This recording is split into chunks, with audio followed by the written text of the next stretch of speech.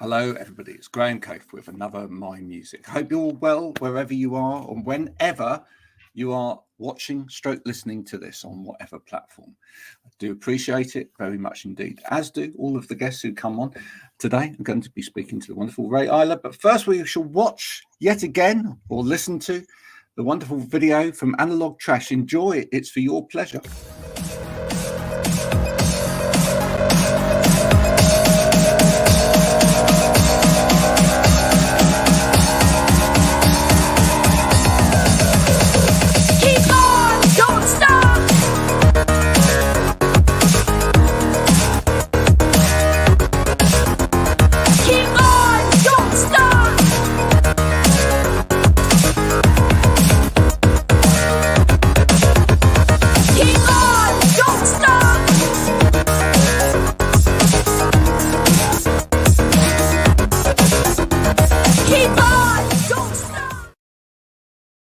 There you go. And that fades away and we're here with Rae. How are you? I'm good. I'm in, well, I was going to say sunny Los Angeles, but actually it's been gray since I arrived, which is funny because I'm from Seattle. So I'm like, but I'm good. I'm in semi-sunny Los Angeles. Well, there you go. It's and very sunny in Somerset in England today, which is wonderful. It's very, very hot and very humid, very sticky, which is not so nice. Yeah. We were going to do this last week, but you were just telling me before we came on that you were driving down. The American roads have just got such better names or sound so much grander, and the numbers go up so much higher than English roads. 101. Yeah. Highway 101. Well, I think Highway our 101. Exactly. I think that's why you think they're grander, is because we put them in songs and it makes them cooler, inevitably. So yeah, I drove from Washington. I'm from Seattle. I drove from Seattle to Los Angeles on 101, which is the long scenic route. And it was beautiful. And now I'm here living in LA. Lovely. We've got people from all over the world joining in. Christina, who's all the way over in Germany, great guitarist. There you are. And it's very sunny there as well. Hope you're well, Christina.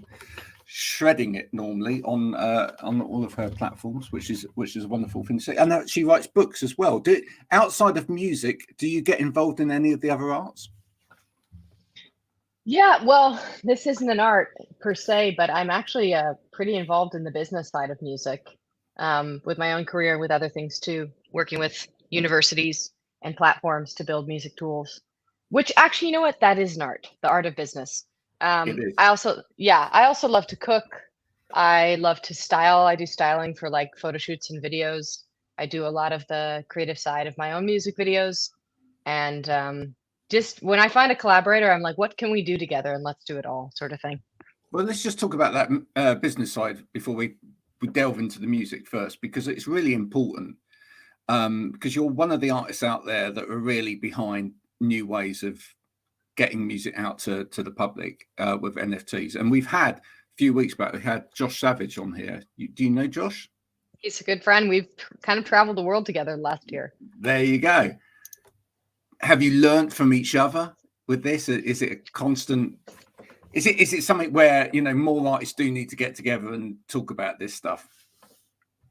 Oh, definitely. I mean, I think the whole NFT Web3 thing, it's a music scene in and of itself. Like, it reminds me of a local music scene, except we're global and we're doing something kind of insane, which is like the tech and all the crypto stuff. But yeah, we've kind of formed a global music scene that mostly takes place on Twitter, but then we've played a lot of shows together and been to conferences together all around the world. And it's like, hey, it's you again, you know, so it's pretty cool.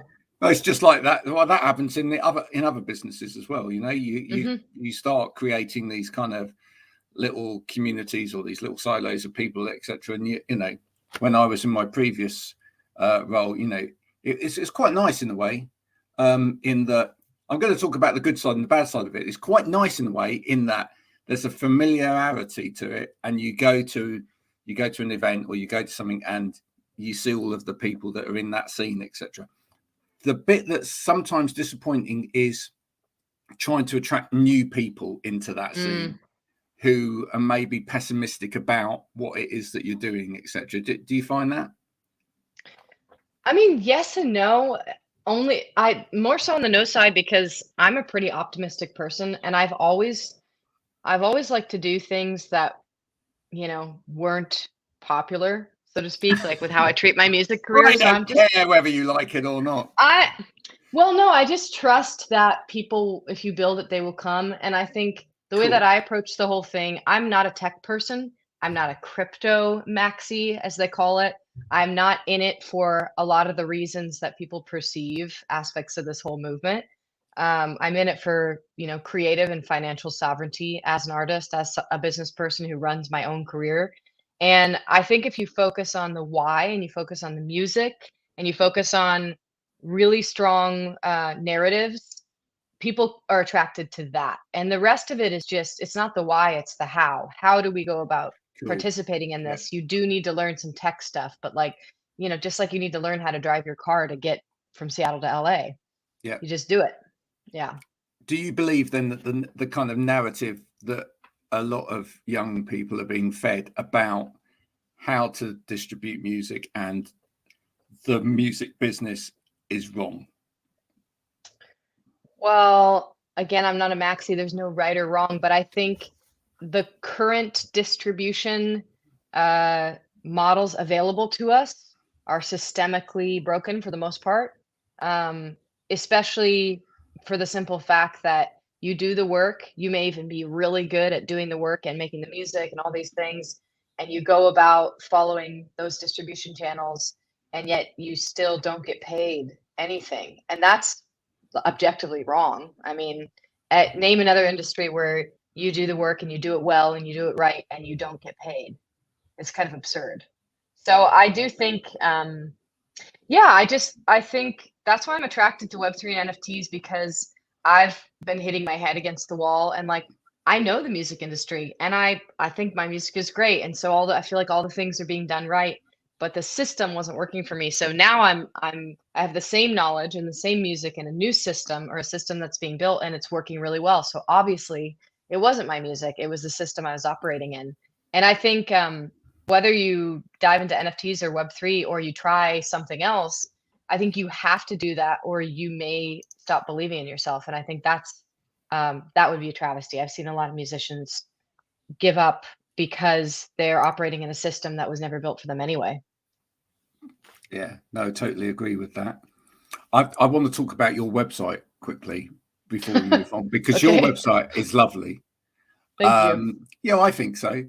Because partly because for me it's quite nostalgic because some of the symbols that you're using on your website, kind of take me back to when I first started in computers when I was young. Going back to like 11. It's got that kind of feel to it, hasn't it? Of kind of that early doors sort of, when MySpace was social media and all of that sort of thing. What made you go for that kind of design? I actually built that with an ex. We used to collaborate together, so that's funny that you're bringing it up. Yeah, I mean, I think there's a lot of like very DIY elements of my career. It's funny that I'm like in this high tech environment because on the other side, like I collect rocks. I do a lot of shows just me and piano. Like it's very um grassroots. So I like the juxtaposition of like super high tech that most people don't understand, and then this just like basic girl who drives around collecting rocks and playing songs. There's nothing complicated about it. So I like the website because it does lead you to all these places where you can learn about these weird things I'm doing. But ultimately, it's just like a bunch of buttons of rocks and icons, and I think it reflects my sort of earthy personality, I guess. Were you always like that? Were you always quite? Tell us about the rocks. I mean, the rocks are obviously there's something in you that is attracted to the earth in a way, and yeah. I think and there's something in all of us that's attracted to the earth, as we should agreed. be. Yeah, We all because live it's on it. our planet, right? Yeah. Yeah. I mean, honestly, yeah, I think this has been a theme in my life as of late, which is like getting back to true self or child self. And I think it's something that a lot of people go through or try to try to experience. But when I was a kid, all I did was play outside, collect rocks, sing, play music, and I was extremely happy. And then you grow up and you start doing all these things that people say you have to do in order to achieve unlock certain levels of adult happiness. And of course, you realize that all of those things actually make you miserable. And then Mm. you just have to do more things just to try to fill that void. And suddenly you're exhausted and busy doing things you don't even care about at all. So I know that's Is it about going back? yeah. Is it about child self though, or is it about? I mean, or is it more of a leaning towards sort of like Eastern philosophy about the fact that actually self doesn't exist? You know, it's more about the fact that actually our brain tells us that there's a self because we're trying to make logic of things, and actually when we kind of forget self, then actually that's when we stop looking for, you know, reasons why things are going wrong. Because things are just going to go wrong because they're going to go wrong, if you know what I mean. Oh yeah. I mean, I haven't read a lot of Eastern philosophy, so I'm sure it is what There you go. that, Some of but the it's something to get up do. on. But I think it's simpler than that. When the pandemic happened, I was living in New York and I had been living for many years, I would say inauthentically. I was pursuing things that, certain milestones and certain ways of living that I actually didn't enjoy, certain relationships I didn't enjoy. And so I think when the pandemic happened, like for a lot of us, it just sort of, my life exploded in a few ways. And I took this road trip across the country. Again, I'm in the car, from New York to Seattle. I drove with my brother, and it's kind of like the world is ending. And I just we reverted to child self, I think. And I just started collecting rocks. I didn't think about it. And by the time I got home to Seattle, I had about 50. And I started writing my new record at that time, which is slowly coming out in Web3 and then coming out soon everywhere later this year. And I just kept collecting rocks. I really didn't think about it very much, to the point where I have like 400 now. And I Wow. can pick them up and remember where I was, or even remember what song I was writing at that time when I was in that place. And so now I'm becoming conscious of the fact that I'm a rock collector, and it's helping me actually dive deeper into my narrative as a songwriter, because it helps me remember what I was doing, why I was doing it.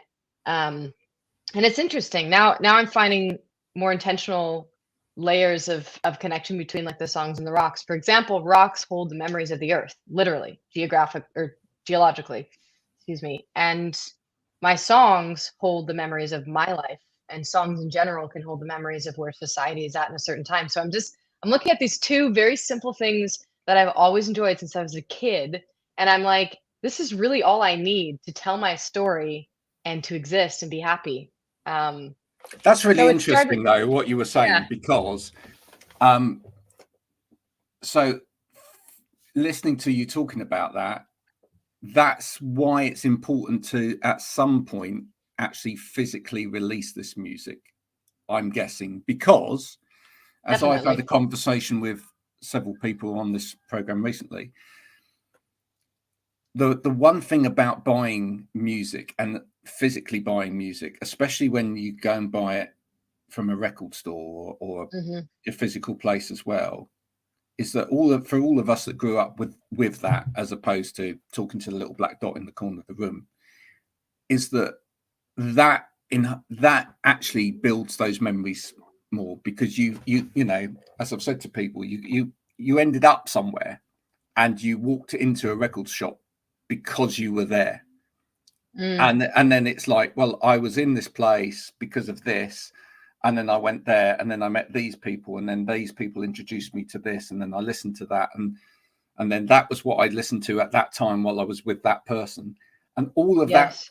physical, tangible element to it is so important, because that is memories, and that is building on the emotional connection to something that, you know, that has some kind of physicality to it, you know. And it's for me, it's the same as like photographs. I really worry about this whole generation, because we've just uploaded everything online where it could go like that. You Yeah. know, whereas, you know, our grandparents kept loads of books, and our parents kept loads of books of, you know, and still bring them out and embarrass me today. You know, there he is in the bath, and there he is with his first haircut, and there he is. But that's wonderful because it's tangibly, it's not just the fact that you're holding on to that photograph. It's because it has a physical thing, and you can see it's fading, and it's, you know, you can see how old it is, and when it was printed out, it takes you back to that time. That's important. It's a link to our past and our future, I think, by having that physical thing. Sorry, I talked a lot there, but you know what I'm saying, yeah?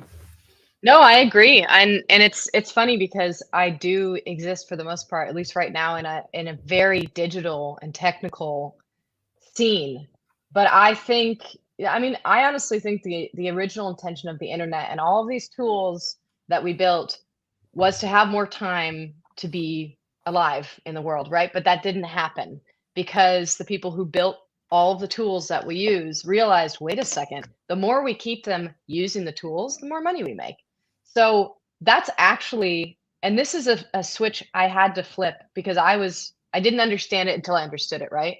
That the people that are drawn to this new wave of technology under the umbrella of Web3 actually share that exact same sentiment as you, which is that we did it wrong the first time. Let's try to build tools with intention that lead us to deeper relationships in our actual lives. And I was very skeptical when I started doing all this, but I now have, because of the internet, because of the way that I'm using the internet now, as opposed to a couple of years ago, I now have a network of extremely passionate, supportive fans / community members around the world who I have one-on-one relationships with, even though there's hundreds of them. And that's allowing me to go and live these experiences in the real world and take the road trips and make vinyl, right? But it's like I really feel like we're moving, I hope rather, we're moving in a direction of building really strong community online that feels local, or at least unlocks a local experience. And I think that makes total sense because a previous generation managed to do it because there was money in the industry and there was only a physical route to market there that existed before the black dots appeared everywhere. Some of them were white, sorry, you know. Yeah, I'm subletting, but there's a white one in the corner that turns on without me asking, and it's kind of there scary. you go. But you know, some of the bands that I still like who have been going like for 50 odd years, that shows you something, doesn't it? You know, they managed this transition because at one time they sold records and there was money to pay for, you know, studio time, and there was a lot more money in gigging and things like that. And so basically they built up a fan base and they kept that fan base, and now that fan base are supporting them with pre-orders and things like that, so that actually you know, so they could do that. They don't necessarily need to transition into new models because there was a residual there to allow them to do that. But and there was a built up fan base. But anyone starting these days now, the main question is how from a starting point when there's a really easy distribution model, which is so easy that it's, you know, over flooding with new stuff going into it. How do I stand out? How do I get the attention of those people over there to stick with me and support me through doing this next bit? So, you know, you have to collect rocks. That's what you have to do. Well, you know, it's funny because I call my biggest supporters online the rock solid community, because again, there's another parallel, which is like I know everyone in the community. I know who they are. I know their lives. And it's getting to the point where, there's a lot of information here about these people I've met on the internet, but I want to know them and I have the capacity for it. And it reminds me of the 1,000 true fans. I'm sure you've heard that. Yeah. That idea, it's you have to build that one by one, whether it's online, whether it's in your local community, it doesn't matter where they are. But what's amazing is that, you know, sometimes you build a fan base just because they're in proximity to you, and those might not actually be your true fans. Yeah, I mean, just because they're in your city, you can find the truest and deepest fans because you have access to everyone around the world. And I actually think it's a more powerful thousand true fan base than just, going out from where you're based, because I think people think that, meeting people online or building relationships online takes away the depth, but I've been converted to believe that it doesn't, if you do it with intention and you really, try to connect with those people as much as you can. No, that makes so much sense. Tell us a bit about your music. What's the main inspiration for you? I mean, is it these journeys that you're going on personally? Is that the main driving force? I think so. Driving, pun intended. I've come to the realization, even though I crave putting roots down and I keep telling my friends, like, I'm going to put my roots, I can't. Or I don't want to. I love being in motion. I love the feeling of being displaced and finding a sense of home no matter where I am. Because anytime I arrive to a new place, even if I've been there before, there's always a period of displacement where I'm just kind of, and I relish in that feeling, because then I have to work to find center and find home. And that experience is really inspiring for me. It's similar to the experience of falling in love with someone. You feel this kind of displacement and confusion, and then you have to find your center in it. And I think those two things are pretty much most of my catalog, those two experiences. I've started to write about, as I'm getting older, I'm not that old, but as I'm getting older and I'm not in my teens anymore, I'm starting to write, about my family and parents and childhood and stuff, which I sort of ignored in my earlier 20s. You're starting to get a little bit more definitely. Yeah. Retrospective. Yeah. Okay. Well, that makes sense. We all do that as we get older. I think. Yes. I think when you get to my age, that's all you talk about, really, is because you tend to look that way rather than that way, maybe. And until you perhaps get to a point where you completely look out, because it's like you're about to shuffle off this mortal coil. You got to think about that at some point, and that's true, isn't it? Shuffle off the small coil. That is funny. Yeah, that's a very British thing to say, no?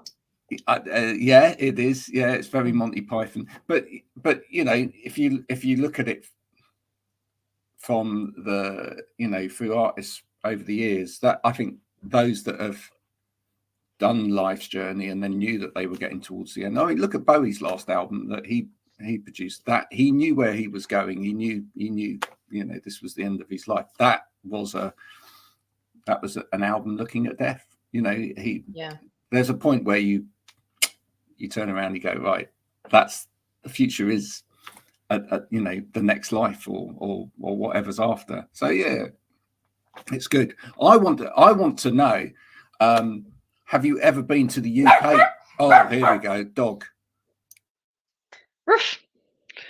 Have I been to the UK? Yes. Have you ever been to the UK to collect rocks? That's what I was going to ask. Funnily enough, I was there in, October, November, something like that, with Josh Savage and a cohort of singer-songwriters in the scene. And I didn't collect rocks, but I had several people bring me a rock to the show, because we've spent this time online. I think one person brought one from, it wasn't even from the UK. Like, they flew in and brought it to the UK. I got several rocks that way. So yes, technically, I have collected rocks in the UK. Well, I'm hoping at some point you make it to where we are in the UK, which is the Southwest, where I'd say we're rock heaven, really, because yeah, absolutely. Well, that's selling it, isn't it? Because we have the Jurassic Coast here. So a lot of our rocks contain fossils. Ooh, okay. I'm sold. I mean, I think a dream is to plan a rock tour of rock shows with my rock band and collect rocks. And that has to happen. So It has to happen. what you do is you're actually organize that tour in terms of locations that have great rocks. Honestly, why not? I mean, this brings it back to the like community thing. Why not route a tour not based off of where you're supposed to go, but based off of where you want to go and based off of where your true supporters are? Like, if I know I have a super fan community member who's a part of my project in Romania, and I want to go route the tour based on that because I know he has a lot of energy and he's going to build community around the show. And then why not go to a little rock collecting location as well? That to me, going back to the business, that's a better data set than trying to look at your analytics and guess where people are going to show up. It's actually more qualitative data, which I think is the right way to route something like that. So why not? Look, you could get all Spinal Tap towards the end of it. I mean, unfortunately, Stonehenge itself in the UK is unreachable because it's got security around it. But just down the road from Stonehenge, you have got Avebury, which have got stones similar to Stonehenge, Good enough. Which you can and you can actually access them. So there you go. There could be a collaboration with the National Trust maybe to actually partake in that space. And does actually, and I mean this in all sincerity, but because you've got this kind of fascination with the earth and everything else, do you ever, or would you ever like to see work being paid for where you perhaps collaborate in terms of geography or even geology and music and put those two things together? I mean, I've spoken to, for example, in the past, I've had Aziz Ibrahim on here, guitarist, who's actually been paid to do money with Lancashire Council to do sort of work looking at historic buildings and actually creating soundscapes for historic buildings. Would you be interested in sort of, because you've got an academic mind as well, kind of combining the two? My dream collaboration is to work with the national parks of the United States. Particularly, I have a song called Miles and Miles, which I think it's kind of my North Star song. It's literally about what I've described, and I wrote it on the road trip where I started collecting rocks again. So it's really become like a theme song to my life. My dream is to work with the national parks, particularly with that song. On the geology side, though, and this is where it gets really meta because there's a lot of things that me and the community do online, to stay engaged. But I released a project called Rae Isla's Rocks, which you've probably seen photos of. It was basically 1,000 NFTs, or you could think of it as 1,000 vinyls, 1,000 units, where my music was attached. It had 111 rocks from my actual collection photographed. All of them have stories. All of them have, all these layers of adventure to each piece. And I have a geology advisor for the project. Her name's Kate Larson. She goes by Groovy Geologist. And she's actually has like a huge following. Like she's kind of Instagram famous. And she is currently identifying all 111 rocks. And we're going to do a follow-up collection, which is free. It's a gift to the community members, where it's basically their rock analysis and then a little story about, what the rock means to me, why it's connected to the song. So we're already there, just in a DIY sort of way. I love that. I love that. It's fun. Why not, It is. I think artists just need to get much more creative in the way that they explore the connection between their art and the rest of the world.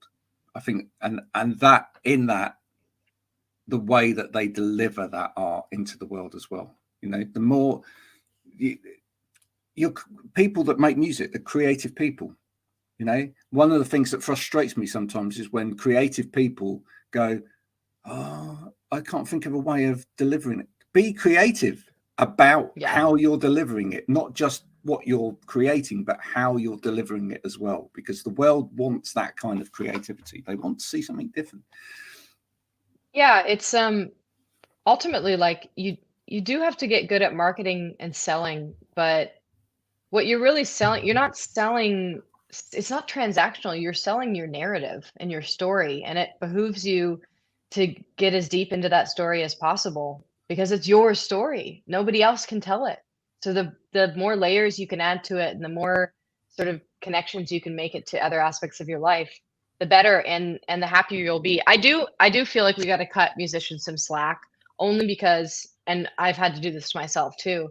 The systems that we work in are so oppressive and so challenging and there's such a scarcity mindset that to get out of that scarcity mindset and realize, wait a second, there's actually a lot of abundance out there if I just kind of, you know, it's hard to get out of that though, especially if you're literally, barely making enough money to pay your bills and you're exhausted and you're like, this doesn't add up. The effort is not, so it's hard to break out of that. But once you do, then the sky's the limit. And I think I've experienced that the last couple of years, and it's that's when you can start to get more creative, because you realize there will be reward for your creativity, even if it's not right in front of you at the time, that you're doing the work.